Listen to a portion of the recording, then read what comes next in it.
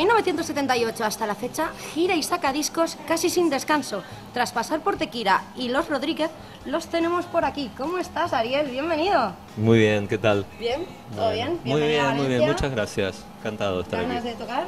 Sí, muchas ganas, me gusta tocar en clubs. ¿Sí? Pequeñitos, así.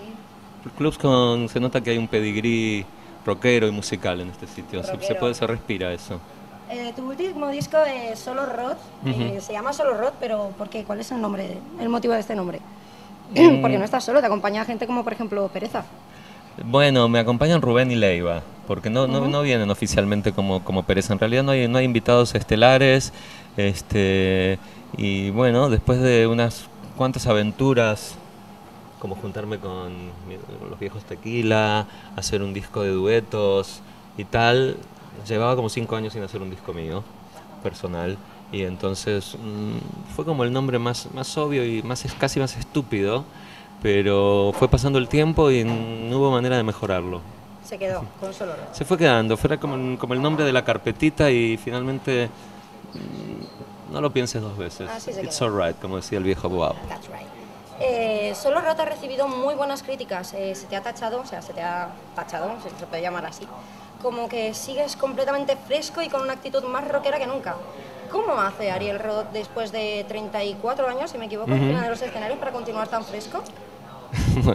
Bueno, yo qué sé, mi escuela es el rock, yo nací escuchando rock, soy de esa cultura, tuve la fortuna de vivir unos años realmente gloriosos y excitantes, y a pesar de que de repente coqueteo con otros géneros y amplié mis gustos musicales, siempre me sigue gustando volver al rock, tanto para tocarlo como para escucharlo. Entonces, pues me imagino que eso no tiene nada que ver con la edad. El rock ya demostró que no hace falta tener 20 años para poder tocarlo, sino que probablemente al revés. El rock a partir de los 30 se empieza a tocar cada vez mejor. Respecto a lo que acabas de decir de que coqueteas con diferentes estilos, ha llegado a hacer incluso un chotis rock. Explícame de dónde sale esta idea, cómo surge un chotis rock. Surge de... Se le ocurrió a gente brillante, a gente del ayuntamiento. Del Ayuntamiento de Madrid. Sí, eran para conmemorar 100 años de la Gran Vía y se les ocurrió que querían homenajear a la Gran Vía con este chotis de Agustín Lara. Y bueno, me eligieron a mí, a Bimba Bosé, con los cabriolets para hacerlo. Y bueno, me pareció que había que llevarlo a un terreno familiar, un terreno conocido, y quedó eso así, un poco marciano, porque no era fácil, es un tema complicado y a veces incluso bastante feo.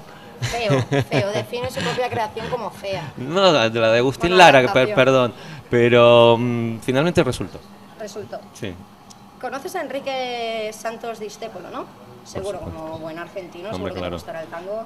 Dicen que él tardó un año entero en componer el tema de Cafetín de Buenos Aires. Exactamente, te veo muy bien informada. ¿Listo? Si es que hago los deberes. ¿A ti cuánto te cuesta componer cada tema? Mira, depende. Ayer, por ejemplo, compuse 2. ¿Ayer 2? Sí. 2 en un día. Fue un día inolvidable. Debería poner una placa en mi estudio recordatoria de un día tan inspirado y tan brillante. Y sin embargo hay letras que he tardado, pues a lo mejor todo un verano. Alguna canción, si quieres te doy algún nombre para los curiosos. Por ejemplo, Bar Soledad, es una canción que tardé, fíjate, va relacionado también con el bar.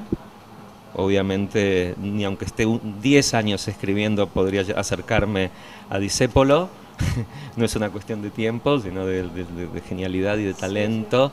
Pero bueno, hay canciones que me gusta elaborarlas más y que las voy corrigiendo y que de repente encuentro un nuevo camino por donde hacer una estrofa y las vuelvo a retomar. Por ejemplo, en el último disco que has sacado, Solo Rot, ¿los temas de qué hablan? ¿De qué hablan tus temas? Suelo contar cosas que siento que pasan alrededor mío, o recuerdos muchas veces de momentos de mi vida, y también mucho sobre el paso del tiempo, yo creo. Esta vez con bastante humor,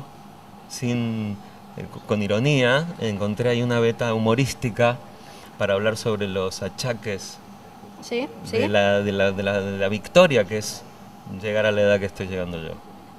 Y, por ejemplo, hablando de esos achaques, Ese tema se llama Manos Expertas, concretamente. Exactamente. Tienes una estrofa que dice, y cito textualmente: la crisis de los 40 la pasé tomando absenta.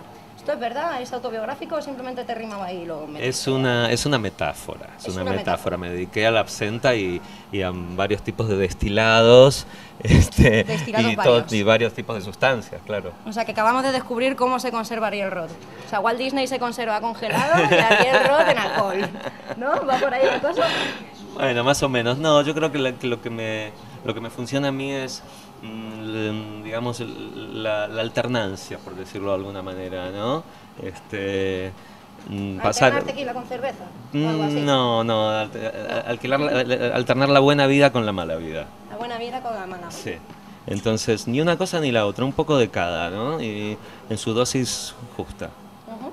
En otro de los temas, en el de Papi, dame la mano, cuentas la historia de un expresidiario que sale a la calle, se encuentra con la realidad del mundo y se hace una pelotita y dice: papi, dame la mano que tengo miedo. Ariel Roth, ¿en qué momentos grita: papi, dame la mano que tengo miedo? ¿Qué temores tienes tú? Bueno, estamos en unos tiempos donde los adultos tenemos muchos temores, ¿no? Yo creo que temor a cosas incontrolables y no desconocidas, pero sí imposibles de controlar por nosotros mismos, ¿no? Yo creo que esa es la diferencia con otras épocas, ¿no? Cuando los tipos tenían miedo a que vengan los de la tribu de enfrente y los matasen, pues era muy concreto lo que, ¿no? En cambio lo nuestro es como todas cosas que van un poco más allá. Y creo que bueno, que en los últimos años se ha acentuado todo esto por las situaciones, entonces creo que es un tema de mucha actualidad. Me gustó resaltar eso, un poco el temor adulto, ¿no? Hacer como al revés. Porque los chicos no saben que los adultos también tenemos miedo, se piensan que solo ellos tienen pesadillas y pasan malas noches. Sí, ¿no? Tú también tienes pesadillas, todos las tenemos, ¿no? No solo tener pesadillas, pero sí esas noches a veces turbulentas en las que algún tema te ronda por la cabeza, ¿no? Vamos a hablar ahora, si te parece, de un amigo tuyo, Jaime Urrutia. Me ha dicho Pajarito que está haciendo una película, un documental sobre su vida, su obra y milagros. Sí. Y que estás como invitado, ¿no? Apareces por ahí. Está tardando más que Apocalipsis Now en hacerla. ¿Cuánto tiempo lleva de rodaje, Urrutia? Un par de años, creo. El rodaje más largo de la historia. Es un documental sobre él, no es una película de ficción. Es un documental sobre él, pero no sé, somos muchos amigos de él y admiradores, músicos, sale Loquillo, Bumburi, Andy Chango, Andrés, muchos amigos. Y nada, salimos ahí aportando nuestras opiniones sobre el maestro y canciones también. Salimos cantando alguna canción de él, sí. Yo salgo con Candy Caramelo y con Andy Chango cantando una canción de Urrutia. ¿Cuál? ¿Por adelantárnoslo? Toda mi vida, toda mi ilusión. Es que no me acuerdo el título ahora. Toda la vida, ¿sí? Toda mi vida, toda mi ilusión, ahí queda. Tú, por ejemplo, para conquistar a una chica, ¿tú qué le dices? Yo no, a mí no hace falta tú ten en cuenta que yo he jugado siempre con una gran ventaja y es que siempre he sido una estrella de rock de joven.